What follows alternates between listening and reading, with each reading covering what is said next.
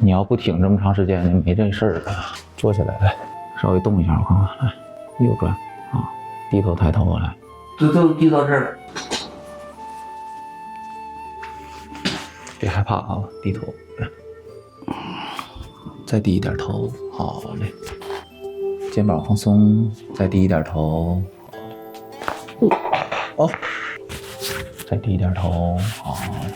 肩膀放松，再低头，肩膀别往那边转哦，呼吸。哦，这手一会儿要麻一下啊，麻个2、3分钟，你别害怕。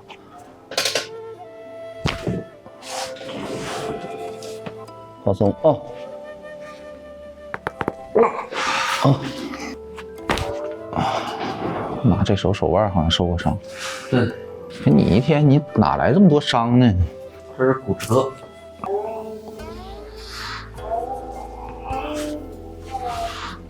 哎，来低头抬头我看看来，好抬头，哎不错不错，很好，左右转一下我看看来，好嘞，再右，哎非常好。但是能转着，那开车的时候不能转头。几个货呀？6个吧。我觉得绷的那种还行，你要是肩膀扛的那种，可能不扛。放松哦。